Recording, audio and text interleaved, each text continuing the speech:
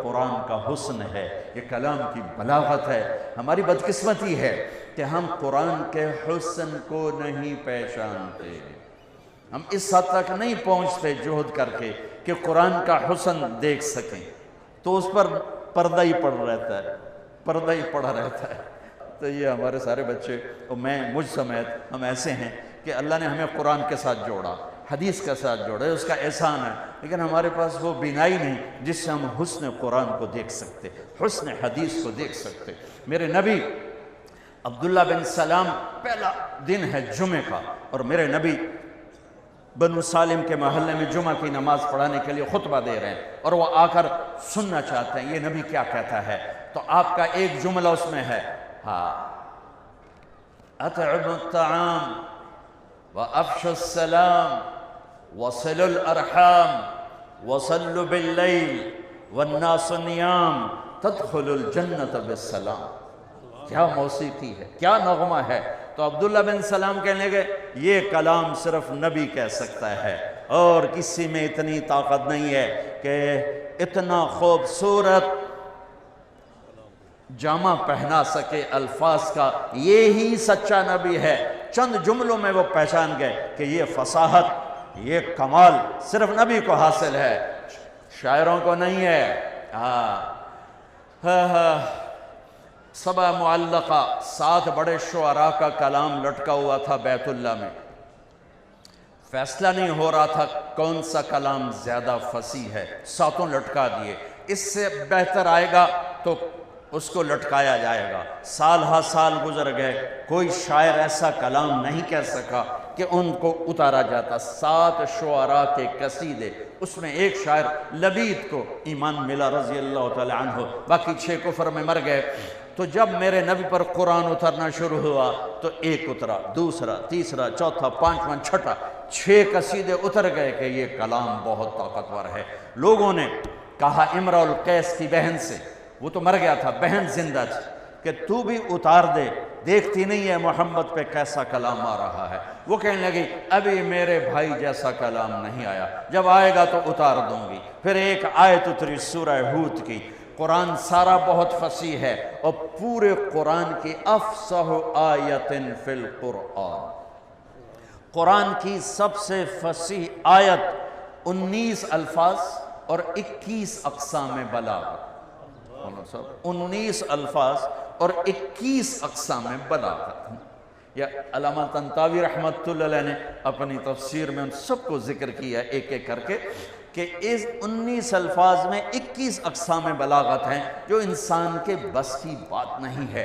وَقِيلَ يَا أَرْضُ ابْلَعِي مَاءَكِ وَيَا سَمَاءُ أَقْلِعِي وَغِيضَ الْمَاءِ وَقُضِيَ الْأَمْرُ وَاسْتَوَتْ عَلَى الْجُودِيِّ وَقِيلَ بُعْدًا لِلْقَوْمِ الظَّالِمِينَ۔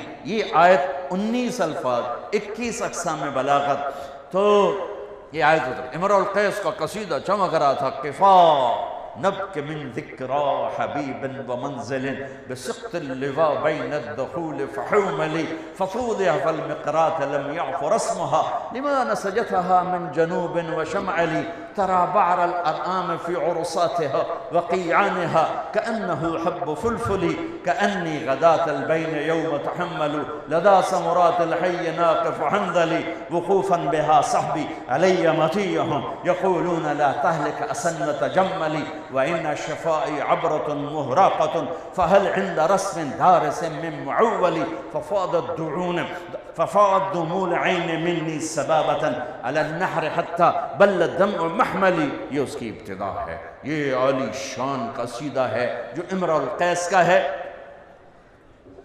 جب یہ آیت آئی تو اس کی بہن نے کہا اس کلام نے میرے بھائی کے کلام کو توڑ دیا ہے، اور جا کر قصیدہ اتار دیا کہ وہ حسن کلام کو جانتے تھے۔ میرا دکھ یہ ہے ہم نہیں جانتے۔ مجھے یہ چیز سب سے زیادہ تڑپاتی ہے جب کبھی کوئی کتاب سامنے ہوتی ہے کہ ہائے کاش کہ ہم اس کے حسن سے پردہ اٹھا سکتے اس کا، چونکہ یہ ایمان بالغیب نہیں، یہ ایمان بالمحسوسات میں سے ہے کہ قرآن کا علم حسی ہے، محسوس ہونے والی چیز ہے، محسوس ہونے والی چیز ہے۔